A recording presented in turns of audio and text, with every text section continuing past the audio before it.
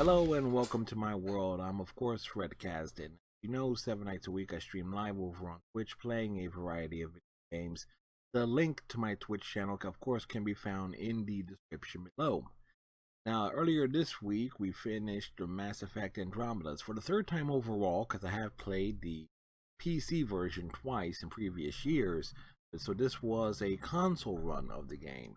Now, I do have the original trilogy for my Xbox One. Granted, those were 360 releases, but you know, backwards compatibility is a wonderful thing.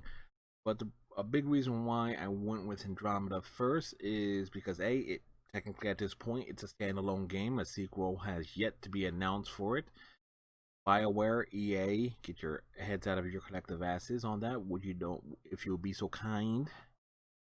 So so there is that little bit of advantage there where, okay, you can play this one and you don't have to worry about immediately jumping into the next chapter in the story. As opposed to if I went with doing Mass Effect 1, then I'm immediately going to want to play Mass Effect 2 followed by 3. Because you can't just play 1 and then wait a few months to do the sequel and so forth. No, you kind of got to go through the whole uh go through the whole entire journey of Commander Shepard and crew. So Andromeda has that big advantage there of it being at the time of this recording a single game, a single entry in what hopefully will be a new trilogy eventually. Again, this game only came out in 2017. It's 2020, and you know, typically there's normally like 5-6 year gaps between sequels in some cases. Now, one of the things that definitely stands out with Andromeda over Mass Effects over the original trilogy is the fact that there is things to do and reasons to revisit locations and definitely incentive to do as much as you can in every location you go to. The big you are essentially rewarded for exploration, either finding hidden rewards or key items or remnant puzzles, but also finding missions and things and other elements that add onto the story to expand the lore and fleshes out the the literal universe for everything that is going on. You will learn a lot about the Ket and the Angara. You'll definitely get more of a backstory as to why people left the Milky Way and came to Andromeda in the first place.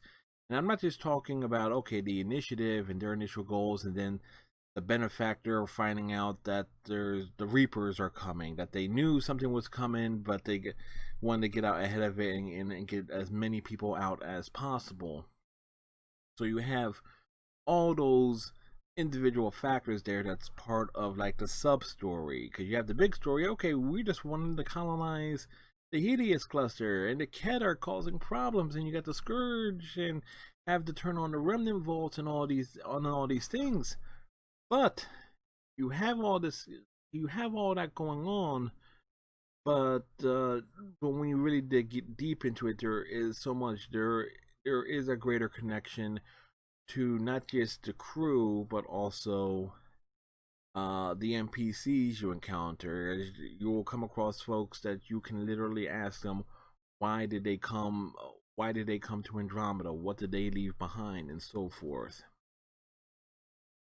On top of that, the various romantic interest in Mass Effect Andromeda are particularly for the first game in hopefully a continuing story are are definitely better thought out than anything in the original trilogy, with the exception of Thane Krios.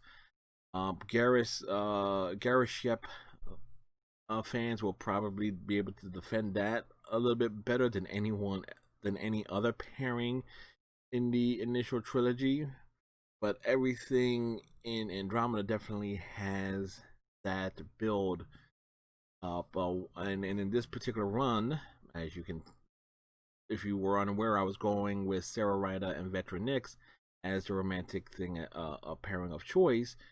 But you can also get some reactions. You can pursue multiple relationships. And one thing that stood out to me that I didn't notice on my initial two playthroughs in the last 2 years was that if you are pursuing the relationship with Reyes Vidal on Kadara, Vetra will actually comment on that. In my previous two playthroughs, initially I went Sarah and Suvi in my first playthrough, and then Scott and PB in the second playthrough, and there was no real comment from either one of them regarding any entanglements with Reyes. So, but Vetra commenting on it is, "What's the deal with you and Reyes?" That definitely got my attention. Then you have the ability to actually end the game with two love interests if you play your cards right, with your initial love interest on the ship and the Asari reporter that occasionally grills you about getting your thoughts on things that you have accomplished in Andromeda. For her quote-unquote documentary, which again I can only imagine how that will appear in a sequel game as a way of recapping things and setting a tone. Um, so there, all those individual factors right there that I found really cool. Some people will say we'll rip this game for how the faces look. Now, I will admit, on the PC version, there were times where the eyes, particularly on some of the humans, definitely did not look good or were not syncing up correctly. It's not as noticeable on the console version. So maybe that eventually got patched and fixed. But it is what it is there. Personally, again, since I played the games originally, well, like a good year after the initial release, again, the game came out in 2017. My initial playthrough of it was in 2018. So I don't have that sour feeling in regards to it. And as a comparison, and complaining about the facial animations in with how the humans look, or the alien species definitely look great on a lot of the close-ups and visuals. Particularly Drac and virtually any of the Krogan all look great up close, and there are little subtle details and things that you may not notice unless you're really looking carefully. Like you can actually see the iris of the Solarian eyes. You might have to turn the brightness up on your monitors or TVs, depending on uh or just any other settings if you're playing the PC versions. But you get these little subtle details that are definitely noticeable, and the amount of effort and went into it. And keeping in mind that Andromeda was basically rushed through production because EA suddenly said, "Oh, we want a Mass Effect game. BioWare Montreal, you do it this time around," and they basically had to build a whole new engine from the ground up, which leads to the gameplay. And now most people say, and I know this is true because I going from PC to console and back again, that it's easier to play certain games with a mouse and keyboard. As for a good portion of Andromeda, as it relates from using a controller, an Xbox controller, and using a mouse and keyboard on it, I would say it's about even.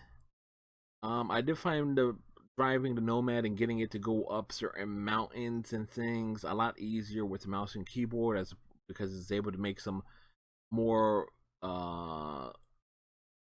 fine-tune adjustments, little subtle little nudges in terms of turning the tires is more possible with a keyboard than it is with an analog stick.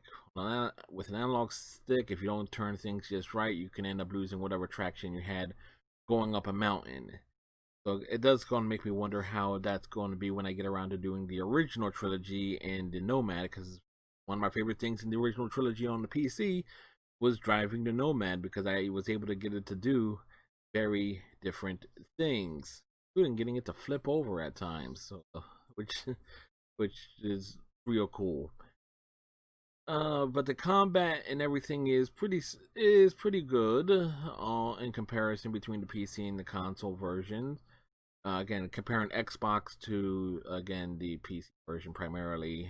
I don't have a PS4, so I can't do that comparison.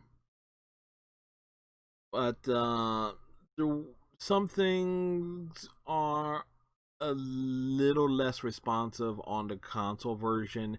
If as some people saw that a couple of the few times I did actually die was because I couldn't jump out after falling into or accidentally stepping off a short ledge into a pit of like the blue ooze element zero type thing that powers the vaults and so forth. And on the PC, definitely have more of that quicker reaction time on smashing the keyboard and be able to. In my case, will be like smashing the keyboard and hitting S to bounce back, as opposed to with the controller, I couldn't get the timing down between hitting the A button and thrusting the analog stick back. I don't know why that's such a big difference between the two, but that is the difference between the two. Coincidentally, I did find the final boss against the Archon a lot easier with a controller as opposed to using the mouse and keyboard, as well as aiming the any long range scope weapon. Matter of fact, I managed to get one achievement in the console version that I was not able to do on the PC version, and which was basically hit what is it, 250 enemies in a weak spot with a scoped weapon. Um, and I kind of have the same viewpoint that for me, using any type of scoped weapon uh, or anything with a little bit more finer tune aiming is actually easier for me with a controller than it is with a mouse and keyboard. Case in point, I'm actually better with McCree and Widowmaker in Overwatch on using the console as opposed to PC. So it's kind of a weird trade off for me in certain regards, but breaking down all those controls and everything. The big question is, will I play this game, Mass Effect Andromeda again? Darn right I would. It's basically been worked its way into being almost like an annual tradition, because again, at this point in time, it is a standalone game, and you don't have to worry about choices carrying over doing a save. And not to mention, there are still achievements I do feel with my level of skill are certainly possible. I just gotta figure out the timing mechanism on certain things. And with that said, I did ran into one glitched achievement, which involved getting all the, unless I was doing it wrong, which I don't see how, is specking out Ryder's various skill sets in terms of her power abilities and so forth. Not the biotic combat and technical power leveling up the cell, but the one that involves getting the individual ranks, or the profiles is the word I was looking for, up to rank 6 each individually. I'm assuming I have to actually go through and get the proper all the skill points correctly, and to have it fully mapped out in that way, because the guide indicating that you just respec yourself to get all the powers leveled up individually, all the profiles leveled up individually or one at a time, didn't quite work, and I made sure I did it because I have several of the profiles already, and one would assume it's simple respect. But in terms of, I did spend a good portion of Tuesday night stream trying to figure that out, and didn't quite work. Anyway, with that said, I'll wrap up my commentary regarding Mass Effect Andromeda. For me, it is a game I do recommend that you play, and again, it's a game I get a lot of enjoyment out of. So hopefully, though, if you are just basing this game on its reputation that it initially have, I say give it a shot. you won't be disappointed. You will get some enjoyment out of it, and if anything, you would appreciate the wisdom that Nakmor Drak lays on you throughout the course of the journey. If you that on the advice of dealing with Ket, shoot stuff and don't die always works for me. So have a good one, folks. We'll talk to you next week with whatever I decide to talk about on next week's commentary. And be sure to come over to Twitch. I stream 7 nights a week, and I look forward to hanging out with you live. So until next time, bye.